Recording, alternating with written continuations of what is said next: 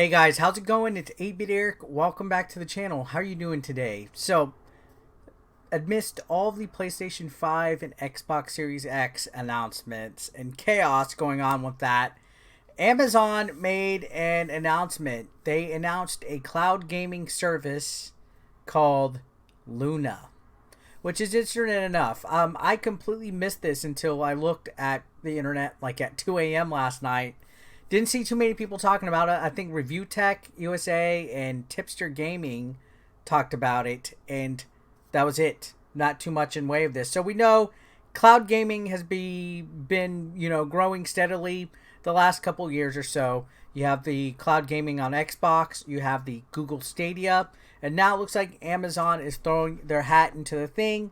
We're going to read a little bit about it, and then I'll give you some of my thoughts in regards to it, because I'm going to be honest, initially I thought Stadia on paper sounded like a cool idea, but then once I saw it put into action and read reviews and stuff like that, I was like, eesh, I don't know about that. But let's go ahead and let's read. Amazon announces cloud gaming service called Luna.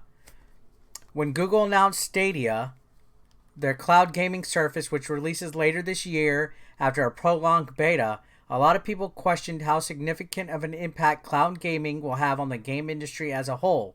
Just recently, Xbox's Project X Cloud moved into beta on Android for Xbox Game Pass Ultimate subscribers, so Project X Cloud. And while the long-term success of both of these services is still yet to be determined, their mission statement is clear.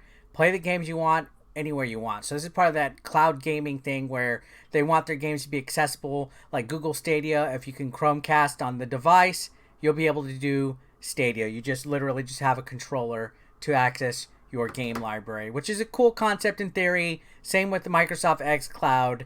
There's a lot of concerns and stuff with it though, like storage space, how the games are going to perform, the cost of games, the cost of equipment, all sorts of different things like that.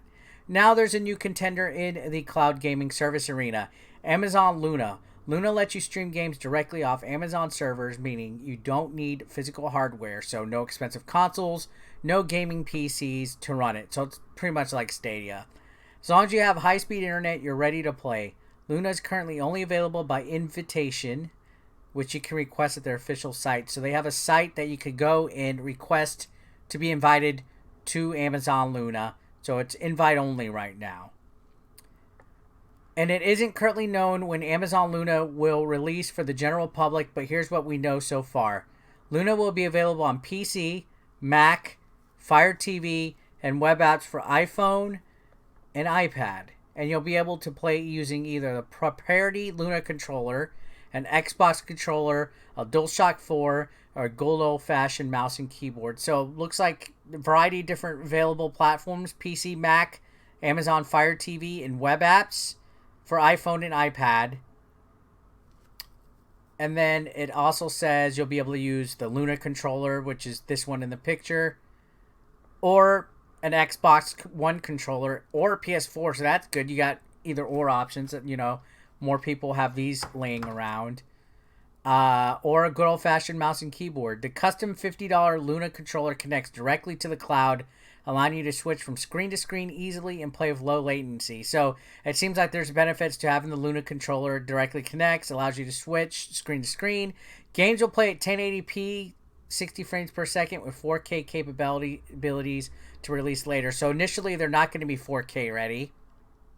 It's important to note that a minimum internet connection speed of 10 Mbps is recommended to play with that number, going up to 35 for 4K. And then here's some of the games selected right here. For the most part, these are the usual suspects that you can see on Game Pass. As a matter of fact, almost all these are on Game Pass right now. So what's the incentive to pick this over Game Pass? I think that's one issue to think about right here.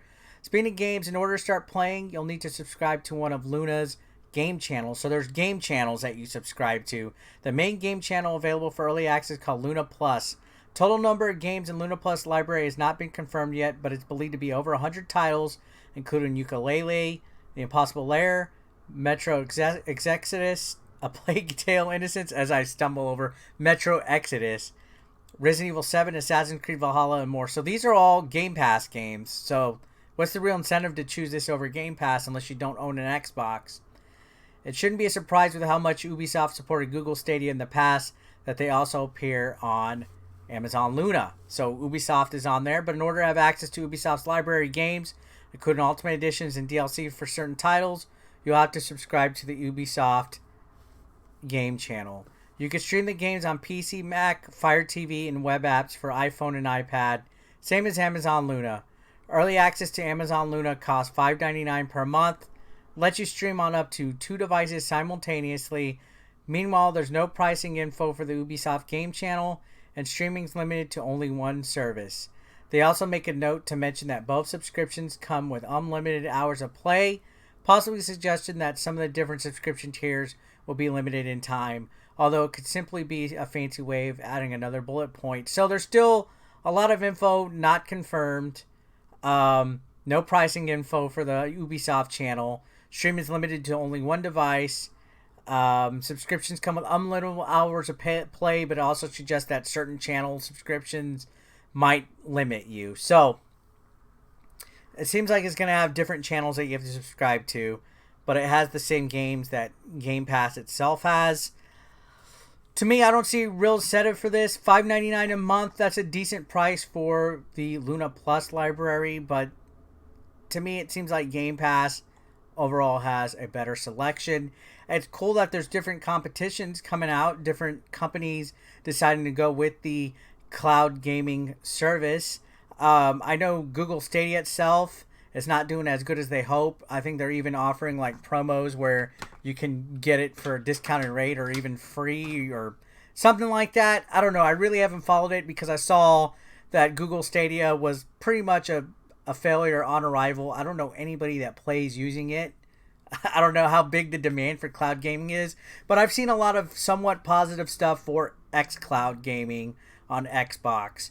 I think Microsoft is killing it on all fronts with Game Pass and xCloud.